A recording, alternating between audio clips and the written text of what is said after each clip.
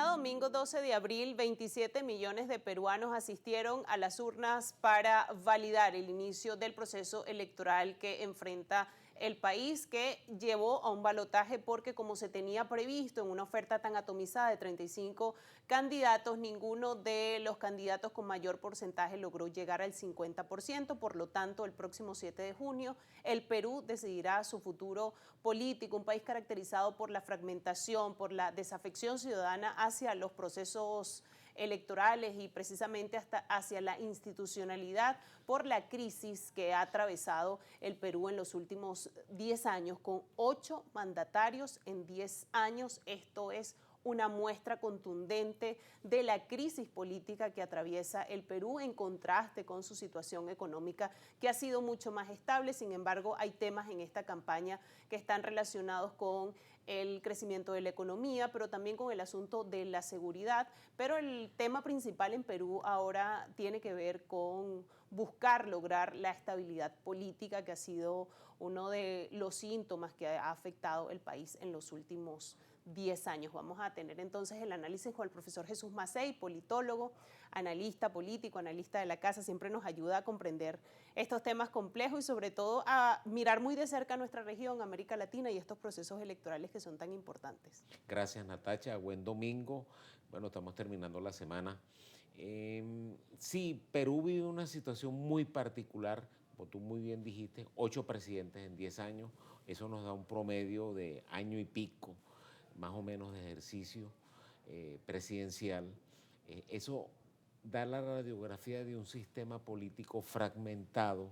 No ha tenido problemas de gobernabilidad democrática porque no ha habido una coalición partidista que le dé sustento no solamente parlamentario de mediano y largo alcance a los diversos jefes de Estado y también, por otra parte, estabilidad en la estructura general de gobierno. Entonces, claro, ha habido en estos años problemas de corrupción, tráfico de influencia.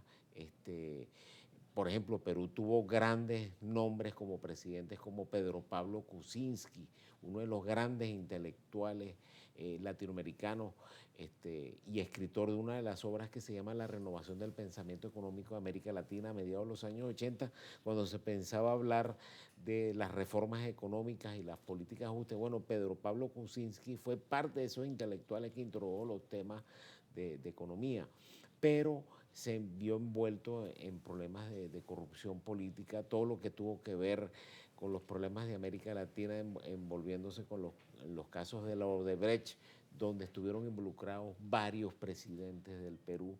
Entonces, por esa alta rotación de presidentes y, como tú muy bien planteaste en tu introducción, una gran desafección de la ciudadanía peruana hacia su estamento político. Entonces han perdido credibilidad, han perdido crédito, que es muy importante en el liderazgo político en esta época.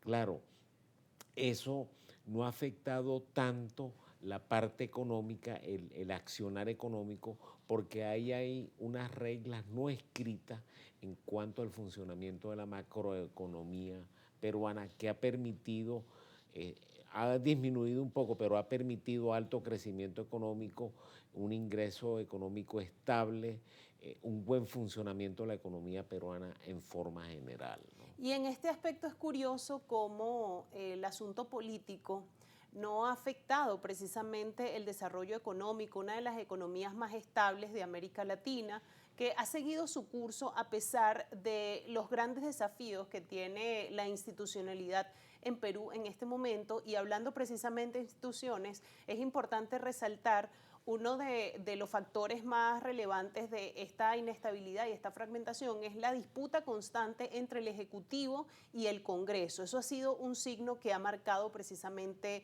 esta década en Perú, una década en el que, por supuesto, ya la ciudadanía no confía en su clase política por los procesos de vacancia que hemos visto a lo largo de todos estos años. Entonces, ¿cómo poner sobre la mesa esto? Porque estamos en medio de un proceso electoral, Perú está en medio de un proceso electoral, pero una vez que sea elegido el candidato que va a asumir el Ejecutivo el próximo 7 de junio, esta disputa podría continuar. Entonces, ¿cómo lograr mediar o negociar una forma en la que no se siga, digamos, el Congreso no siga en disputa con el Ejecutivo? Bueno, hay una cosa muy importante en estas elecciones. Se va a elegir un Congreso por primera vez de muchos años de carácter bicameral. Entonces va a tener un gran peso el Senado de la República en la dinámica política y la Cámara de Diputados. Se van a elegir aproximadamente 190 congresantes. Entonces eso va a ser muy importante porque va a regresar al Perú a lo que fue el sistema desde el punto de vista parlamentario bicameral hasta la llegada de Fujimori, después de las reformas de Fujimori a principios de los años 90. Eso por una parte. En segundo lugar, se ha tratado de hacer una reforma política y electoral que haya un equilibrio entre los dos poderes, porque no olvidemos que Perú es un sistema semipresidencialista, o sea, el jefe de Estado es el presidente de la República, pero el jefe de gobierno es el primer ministro, que es designado por el presidente y debe contar con la mayoría del Parlamento. Entonces, esto va a ser muy importante y además cómo quede configurado el nuevo Congreso peruano, donde se están dando algunas señales. Aparentemente va a haber una polarización que se mantiene desde la época de la elección de Pedro Castillo entre derecha e izquierda.